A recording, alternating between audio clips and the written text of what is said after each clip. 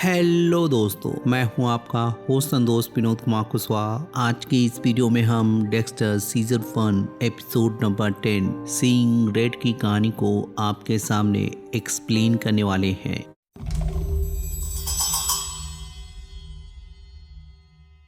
इस एपिसोड की कहानी की शुरुआत रीटा के घर से शुरू होती है, जहां पर पॉल के हरकत की वजह से वो लोग जहां सभी डोर के लॉक को चेंज करवा रहे होते हैं, वहीं डेक्स्टर जब बच्चों को तैयार करने के बाद रीटा को घर पे रहकर आराम करने को बोलता है तो वो डेक्स्टर को ये कह के मना कर देती है कि वो पॉल को अपनी लाइफ कंट्रोल करने नहीं दे सकती है। जिसके बाद जहाँ डेक्स्टर उसकी सेफ्टी के लिए जब पेपर स्प्रे देता है तो उनकी बातों से पता चलता है कि उन्होंने पॉल के खिलाफ पुलिस कंप्लेन की है। फिर कुछ देर बाद जब वो ऑफिस पहुंचता है तो उनके एक ऑफिसर को जहां खून से भरा हुआ जार मिलता है, तो जेम्स के बुलाने पर जब डेक्स्टर उसे ध्यान से देखता है तो उसे जहां ब्लड के अंदर मरीना व्यू होटल की चाबी मिलती है, तो जहां डेक्स्टर को देखकर ये अंदाजा हो जाता है कि उसे किसने भेजा है। वहीं डेब और जेम्स जब उस होटल के रूम को खोलते हैं तो वहाँ के नज़ारे को देखने के बाद जहाँ दोनों हैरान और परेशान होते हुए पूरी फोर्स को बुलाते हैं। वहीं डेक्स्टर जब बाहर तैयार हो रहा होता है तो सबसे पहले डेविड जेम्स उसे वार्न करता है कि उस कमरे का नज़ारा किसी बुरे सपने से कम नहीं है, लेकिन डेक्स्टर जहाँ उसकी बात को सीरियसली नहीं लेता है। जिसके बाद जब वो उस कमरे को देखने के लिए जाता है तो उसके दरवाजा खोलने पर जहाँ पूरा कमरा खून से सजा होता है, या ऐसा प्रतीत होता है कि उसमें बहुत से लोगों का कत्ल किया गया है, जिसकी वजह से जहाँ खून की छींटें दीवार के ऊपर बिखरी होती है, वहीं बहुत सारा खून फर्श पे गिरा होता है। लेकिन डेक्स्टर जैसे ही अपना कदम बढ़ाता है, उसे जहाँ बचपन की याद आते हुए उसकी माँ जहाँ उसे पुकारने लगती है, वहीं डेक्स्टर इस नज़ारे को देखकर इतना ज्यादा घबरा जाता है कि वो खून के अंदर गिर जाता है। जिसके बाद जब डेक्स्टर अपने आप को संभाल कर बाहर निकलता है तो डेब जा उसके पास पहुंचकर उसका हालचाल लेती है। वहीं उसके डर से कांपने की वजह से जेम्स सरप्राइज होते हुए उसे बताता है कि आखिरकार अब मुझे लगा है वो भी बिल्कुल उनकी ही तरह है। फिर जब मारिया उससे जानने की कोशिश करती है कि आखिर वहाँ पे कितने लोगों का खून हो सकता है या कितने लोग मारे गए हैं, डेक्स्टर उसे बताता है कि वहाँ पर किसी की भी बॉडी नहीं है, बल्कि 50 से 60 लीटर खून बिखरा पड़ा है। तो उसके हिसाब से 5 या उससे ज्यादा लोगों के खून हो सकते हैं। तो जब जेम्स उसके ऊपर गुस्सा होते पूछता है कि आखिर ये कैसे पॉसिबल है, क्योंकि किसी ने भी किसी को भी उस रूम में आते हुए नहीं देखा है, तो डेक्स्टर के पास उसके सवाल का कोई जवाब नहीं होता है। वहीं दूसरी तरफ जब रीटा अपने होटल में काम कर रही होती है तो डेड काउंटी के लोग उसके पास आकर उसे बताते हैं कि पॉल ने उसके खिलाफ कंप्लेन की है, जिसकी वजह से उसे स्टेशन जाकर अपना स्टेटमेंट देना पड़ेगा। वहीं दूसरी तरफ जहाँ मसूका अपने साथियों के साथ मिलकर जहाँ ब्लड सैंपल को कलेक्ट करते हुए सारे ब्लड को इकट्ठा करवा रहा होता है, वहीं डेक्स्टर रूम के बाहर बैठकर उसे समझाते हुए ये बताता है कि उसे सारी जगह की बहुत ही अच्छी तरीके से फोटो लेनी है। फिर जब मसूका उससे पूछता है कि ब्लड के अंदर क्लॉटिंग क्यों नहीं हो रही है, तो डेक्स्टर को इस बारे में कोई आइडिया नहीं होता है। वहीं जब रीटा उसे फोन करके अपने बारे में बताती है तो डेक्स्टर जहाँ उसे वकील भेजने का प्रॉमिस करता है। फिर जब डेक्स्टर उससे पूछता है कि क्या वहाँ पे सॉकेट लगे हैं, क्योंकि डेक्स्टर को अंदाजा होता है कि उसने सभी लोगों को यहीं पे काटा है। वहीं दूसरी तरफ जब डेक्स्टर की मदद करने पर रीटा के पास एक वकील पहुंचकर जहाँ उसे सारे वाकयों को जानता है, वहीं जब उसे पता चलता है कि वो उसके बच्चों से मिलने नहीं दे रही है, तो वो उसे समझाता है कि अगर वो अपने बच्चों को उससे ज्यादा देर तक मिलने से रोकती है तो वो बच्चों की कस्टडी को खो सकती है। वहीं इधर जब डेब डेक्स्टर से बातचीत करते हुए उसे अपनी फीलिंग बताने को बोलती है तो डेक्स्टर ये कहकर मना कर देता है कि वो पूरी तरह से ठीक है। फिर जब डेब रूडी के पास पहुंचकर उसे डेक्स्टर के इंसिडेंट के बारे में बताती है तो रूडी जहाँ उसके बारे में और जानने की कोशिश करने लगता है। वहीं डेब को उसके साथ सेक्स करना होता है, तो जब उसको पता चलता है कि वो बिल्कुल भी सेक्स करने में इंटरेस्टेड नहीं है, तो जहाँ इसकी वजह से उन दोनों की बहस हो जाती है। वहीं अगले दिन जब डेक्स्टर सभी को क्राइम सीन समझाते हुए बताता है कि उसे सिर्फ वहाँ पर किलर के फुटप्रिंट मिले हैं, तो जब मारिया उससे जानने की कोशिश करती है कि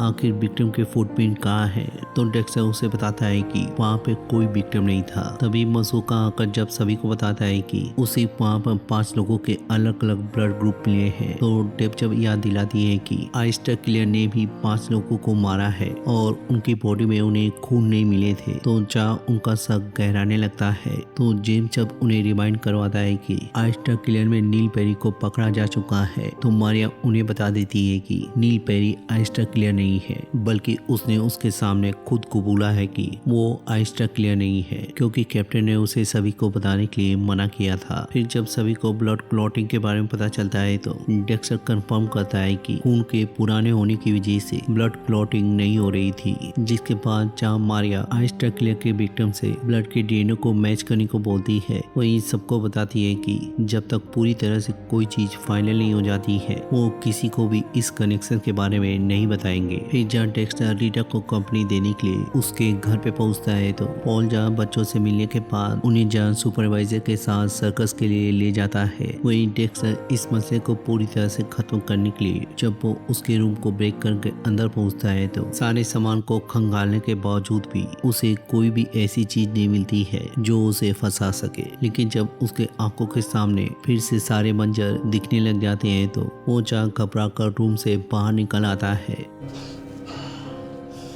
वही रूडी डेप के गुस्सा होने का बहाना बनाकर जहाँ डेक्स्टर के पास पहुंचकर जब उससे मनाने की बातचीत करने लगता है तो डेप के फोन आने पर जब वो बाहर जाकर उसे रिसीव करता है तो डेप जब उसे माफी मांगते हुए उससे मिलने की बात करती है तो रूडी जहाँ बता देता है कि वो उसके भाई के साथ डिनर कर रहा है। तो जब वो बाद में मिलने को बोलती है तो वो उसे ये कहकर मना कर देता है कि वो आज रात पूरी तरह से सोने वाला है। तो डेप को जहाँ ये बात बिल्कुल अच्छी लगती है। वहीं दूसरी तरफ जब बटिस्टा एक क्लब में एंजॉय कर रहा होता है तो उसकी नजर एक ऐसे प्रोस्थेटिक हाथ पे जाती है जिसने अपने नाखूनों को अलग अलग रंग से रंगा होता है। तो वो जब अपने बैच को दिखाकर उससे पूछताछ करता है तो उसे पता चलता है कि वो एक प्रोस्टिट्यूट है। तो जब बटिस्टा उससे नेल को अलग अलग रंगने का कारण पूछता है तो वो उसे बताती है कि उसका एक क्लाइंट उसके हाथ को लेकर बहुत ही ज्यादा रोमांटिक हो गया था। फिर जब उसने उसको अलग अलग कलर से नेल पॉलिश किया तो उसे ये चीज बहुत ज्यादा पसंद आई थी और तभी से वो ऐसा करती है। तो बटिस्टा जहाँ उससे उसका हुलिया जानने के बाद उसे जहाँ अपना नंबर देकर फिर से मिलने पर कॉल करने को बोलता है। वही इधर जब डिनर खत्म होने के बाद वो दोनों घर के बाहर आते हैं तो रूडी अपने बारे में उसे बताता है कि उसे कुछ सालों पहले ऐसे ही भयानक ख्वाब आते थे। एक ट्रक से एक औरत कुचली जा रही है, लेकिन एक दिन जब वो उस जगह पे पहुंचा तो उसे सब कुछ पता चल गया कि वो औरत कोई और नहीं मेरी माँ थी। तो जब डेक्स्टर उससे पूछता है कि वो उस वक्त कितने साल का था, रूडी जहाँ उसे 4 साल का बताता है। वहीं जब वो डेक्स्टर से उसके सपने के बारे में पूछता है तो डेक्स्टर उसे बताता है कि उसका सपना अभी भी पूरी तरह से स्पष्ट नहीं है। तो रूडी उसे समझाते हुए बताता है कि उसे एक न एक दिन इस चीज को फेस करना पड़ेगा, वो चाहे आज हो जाए या कल। फिर जहाँ डेक्स्टर उसे बताता है कि उसे डेप को मनाने के लिए व्हाइट रोज को लेकर जाना पड़ेगा क्योंकि वो उसे बहुत ज्यादा पसंद है। तो जब डेक्स्टर उसे गुड बाय करके अंदर आता है तो पता चलता है कि उसका फोन छूट गया है। फिर जब कैप्टन अगले दिन मारिया के पास पहुंचकर केस की अपडेट मांगते हैं तो वो जहाँ अभी के डेवलपमेंट के बारे में ना बताकर उसे जब नील पेरी को रिहा करने को बोलती है तो या सबके सामने सच बताने को बोलती है तो कैप्टन जहाँ मना करके चले जाते हैं। वहीं दूसरी तरफ जब बटिस्टा एम्पैथी फेटिसेस का जिक्र करते हुए उससे जब जानने की कोशिश करता है तो मसूका जहाँ डेप के बॉयफ्रेंड का जिक्र करते हुए उसे रूडी से मिलने को बोलता है। वहीं दूसरी तरफ जब डेक्स्टर क्राइम सीन को क्रिएट कर रहा होता है तो रूडी वहाँ पे पहुंचकर और उससे बातचीत करते हुए उसे हिंट देते हुए बताता है कि वो चेन सॉ से भी इसको क्रिएट कर सकता है। तो डेक्स्टर जब उसे बताता है कि उसने बिजली का यूज किया था तो रूडी उसे बताता है कि लगता है उसने इलेक्ट्रिक चेन सॉ के बारे में नहीं सुना है। फिर जब डेक्स्टर उसके फोन को देने के बाद उससे गुड बाय कर रहा होता है तो डेप जहाँ उनको देख लेती है। वहीं जब डेक्स्टर उससे गुड बाय करने के बाद वापस अपने कमरे में आता है तो डेप जहाँ उसका इंतजार कर रही होती है। तो जब डेक्स्टर उससे जानने की कोशिश करता है कि आखिर पूक यहाँ पे क्या कर रही है तो डेप जब रूडी को लेकर उससे सवाल जवाब करने लगती है तो Deborah? And Talking? talking. उसके ऊपर भड़कते हुए बताती है कि या तुम भी बातें करते हो, क्योंकि जब वो उससे बातचीत करना चाहती थी तो उसके पास कोई शब्द नहीं थे, लेकिन जब उसका बॉयफ्रेंड उसके दरवाजे पे आता है तो वो उसके साथ डिनर करता है, ड्रिंक लेता है और मजे से बातें करता है। लेकिन वो उसकी फैमिली नहीं है। मैं तुम्हारी इकलौती फैमिली हूँ, लेकिन हम दोनों एक दूसरे को मुश्किल से जानते हैं। तो अगर उसका दिन बुरा गया है या उसे कोई बात अच्छी नहीं लग रही है तो तुम्हें सबसे पहले मुझे बताना चाहिए, ना कि किसी और को। तो जब डेक्सा उसे बताता है कि उसे रीटा से मिलने के लिए देर हो रही है तो डेप्चा उससे नाराज होकर चली जाती है। वहीं दूसरी तरफ जब बटिस्टा रूडी के पास पहुंचकर जब अपने बारे में बताते हुए उसे जब बताता है कि उससे एक केस के सिलसिले में बातचीत करनी है, तो रूडी जब दरवाजे को बंद करते हुए उससे जानने की कोशिश करता है कि क्या वो करंट केस के बारे में बातचीत कर रहा है। तो बटिस्टा के हामी भरने पर रूडी जहाँ उसे मारने की तैयारी करने लगता है, वहीं बटिस्टा उसे कॉल करके बारे में बताकर जब उसके क्लाइंट के आदत के बारे में बताने लगता है तो रूडी को जब ये पता चलता है कि उसके खिलाफ कोई सबूत नहीं है तो वो जहाँ अपने हथियार को रख देता है। वहीं बटिस्टा जब उससे पूछता है कि क्या वो इस तरह के सेक्स फैंटेसी के बारे में उसे कोई हिंट दे सकता है या किसी के बारे में बता सकता है, तो रूडी जब उसे बताता है कि वो अपने साथियों से मिलकर या और डॉक्टरों से मिलकर एक लिस्ट बनाकर उसे दे सकता है, तो बटिस्टा जहाँ उसका शुक्रिया अदा करते हुए अपना कार्ड देकर लिस्ट बन जाने पर उसे फोन करने को बोलता है। वहीं उसके जाने के बाद जब रूडी उसके कार्ड को रखता है तो बहुत से नेल पॉलिश उसके डोर में पड़े होते हैं। वहीं दूसरी तरफ जब रीटा ऑफिसर के सवाल का जवाब दे रही होती है तो वो जब उससे पूछती है कि क्या पॉल ने अपनी विजिटेशन पिछले हफ्ते में खुद कैंसिल की थी, तो रीटा जब नामे जवाब देते हुए बताती है कि वो फैमिली इमरजेंसी की वजह से कहीं पर गई थी। तो रीटा का वकील इस बात को काटते हुए जब रीटा को ये बताता है कि उसके इस गलती की वजह से वो अपने बच्चे को खो सकती है, तो डेक्सा के कंफर्म करने पर वो उसे बताता है कि वो इसकी वजह से इस केस को हार भी सकती है। फिर जब घर जाने के बाद पॉल सुपरवाइजर के साथ बच्चों के साथ आता है तो कोडी जब जीत करने लगता है कि वो पापा के सुलाने पे ही सोएगा, तो रीटा सुपरवाइजर के होने की वजह से जब मान जाती है तो सुपरवाइजर जहाँ बच्चों के साथ अंदर चली जाती है। वहीं जब पॉल रीटा को समझाने की कोशिश करता है कि अगर वो सुपरवाइजर के बिना ही उसे बच्चों से मिलने की परमिशन दे देती है तो वो अपने केस को ड्रॉप कर सकता है। Fuck you.